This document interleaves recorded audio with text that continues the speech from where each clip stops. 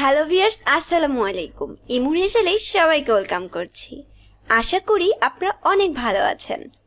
আজকে আমার ভিডিওতে আপনারা দেখতে পারবেন 1 পাউন্ড কেক তৈরি করতে কি কি উপকরণ, কি কি পরিমাণে দরকার। যারা নতুন কেকের ব্যবসা করতে চাচ্ছেন তাদের জন্য আজকের ভিডিওটা আমি ডিটেলসে দেখিয়ে দিয়েছি। আশা করছি আপনাদের কাজে লাগবে। যদি কোনো কিছু স্কিপ হয়েও যায় আপনারা কমেন্ট করবেন, আমি চেষ্টা করব যত দ্রুত সম্ভব উত্তর দেওয়ার। যারা এখনও আমার চ্যানেলটি সাবস্ক্রাইব করেননি তারা প্লিজ আমার চ্যানেলটি সাবস্ক্রাইব করবেন, পাশে থাকা বেল আইকন বাটনটি অবশ্যই প্রেস করবেন। যারা সাবস্ক্রাইব করেছেন তাদেরকে অসংখ্য ধন্যবাদ। প্রথমেই লাগছে 2টা ডিম। ডিমগুলো অবশ্যই রুম টেম্পারেচারে থাকতে হবে। যদি ফ্রিজে থাকে তাহলে আধা ঘন্টা আগে বের করে রাখতে হবে।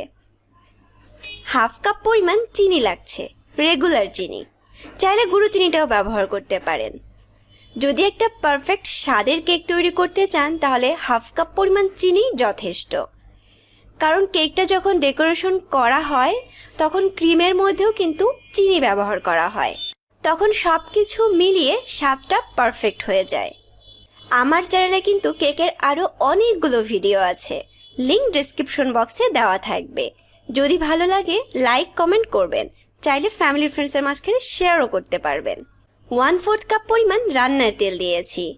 আমার সবগুলো কেকের রেসিপিতেই আমি রান্নার তেলটাই ব্যবহার করি, চাইলে গলানো বাটারও ব্যবহার করতে পারবেন। আর চেষ্টা করবেন ভিডিওটা না টেনে দেখার। 2 টেবিল চামচ পরিমাণ গুঁড়ো দুধ দিচ্ছি। গুঁড়ো দুধের মধ্যে যদি সামান্য পানি মিশিয়ে লিকুইড করে ব্যবহার করতে চান সেটাও পারবেন, তবে আমি পার্সোনালি শুধু গুঁড়ো দুধটা নর্মালি ব্যবহার করি, কোনো পানি ব্যবহার করি না।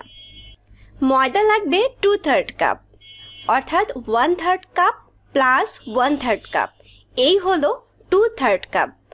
1/3 কাপ কাপে মেপে 2 বারে ময়দা নিতে হবে। আর 1 পাউন্ড কেকের জন্য এটাই হচ্ছে সঠিক পরিমাণ। 1 চা চামচ পরিমাণ বেকিং পাউডার নিচ্ছি। অনেকেই ভিডিওটা পুরোটা না দেখে টেনে টেনে দেখে, এতে করে অনেক রেসিপি কিন্তু পারফেক্ট করতে পারেন না, বা অনেক প্রশ্ন দেখা যায় ভিডিওর মধ্যেই থাকে তবুও কমেন্টে করা হয়ে থাকে। তাই বলছি আপনারা ভিডিওটা না টেনে দেখবেন, সেখানে আপনারা সব প্রশ্নের উত্তর পেয়ে যাবেন। 1/2 চা চামচ পরিমাণ বেকিং সোডা নিয়েছি। বেকিং সোডা অবশ্যই বেকিং পাউডারের অর্ধেক নিতে হবে। যদি ফ্লেভারটা ভ্যানিলা করতে চান তাহলে ভ্যানিলা এসেন্স ব্যবহার করবেন, তবে যদি অন্য কোনো ফ্লেভার নাও থাকে শুধু ভ্যানিলা ফ্লেভার দিয়ে অন্য যে কোনো ধরনের কেক তৈরি করা যায়। সামান্য পরিমাণে লবণ দিচ্ছি। অনেকেই কিন্তু কেকে লবণ পছন্দ করেন, তারা কিন্তু লবণটা ব্যবহার করতে পারেন, তবে আমি কোনো কেকে লবণ ব্যবহার করি না, তাই লবণ ব্যবহার না করলে বা করলে কি ডিফারেন্স হয় সেটা আমার জানা নেই। আর অবাক হচ্ছেন যে সাদা ভিনেগার এখানে কি করছে? একটা পারফেক্ট কেক তৈরি করার জন্য অবশ্যই হোয়াইট ভিনেগার দরকার। 1 পাউন্ড কেকের জন্য আপনারা 1/2 চা চামচ পরিমাণ সাদা সিরকা ব্যবহার করতে পারেন। যদি না থাকে লেবুর রসটা ব্যবহার করতে পারেন, সেই ক্ষেত্রে হয়তোবা সামান্য তারতম্য হতে পারে, তবে সেটাও কিন্তু চোখে পড়ার মতো না। এটা হচ্ছে বেসিক 1 পাউন্ড কেক তৈরির জন্য প্রয়োজনীয় উপকরণ। আশা করছি আপনারা বুঝতে পেরেছেন।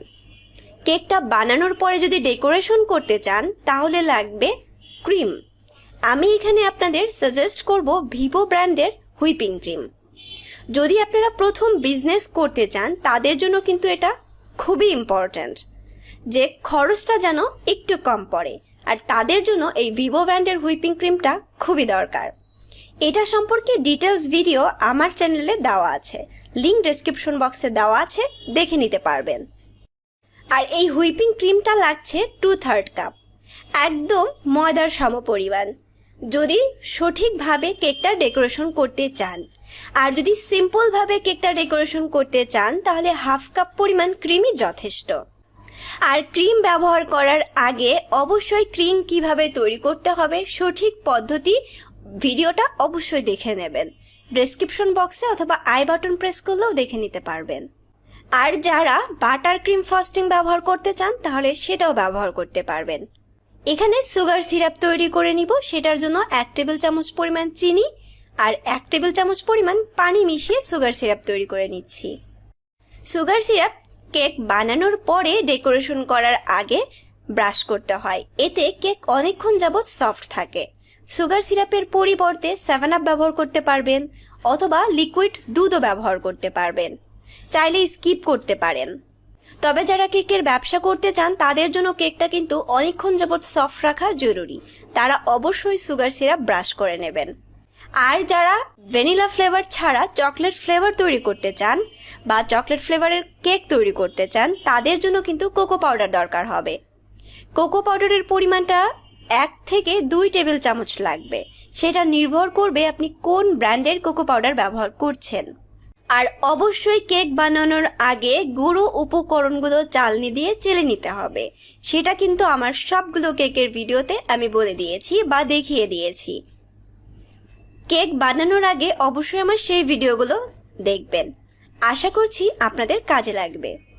আজকের ভিডিওটা যদি আপনাদের ভালো লেগে থাকে তাহলে প্লিজ একটা লাইক বাটন প্রেস করবেন, আর যদি বেশি ভালো লেগে থাকে তাহলে ফ্যামিলি ফ্রেন্ডসের মাঝখানে শেয়ারও করতে পারেন। যদি কোনো ইনফরমেশন স্কিপ হয়ে যায় তাহলে অবশ্যই সেটা আমাকে কমেন্ট করে জানাবেন, বা যদি কোনো প্রশ্নও থেকে থাকে সেটাও কমেন্ট করবেন। আজ এই পর্যন্তই, পরবর্তীতে আরও নতুন নতুন ভিডিও দেখার জন্য আমার চ্যানেলটি সাবস্ক্রাইব করতে একদম ভুলবেন না। সবাই খুব ভালো থাকবেন, সুস্থ থাকবেন। আল্লাহ হাফেজ।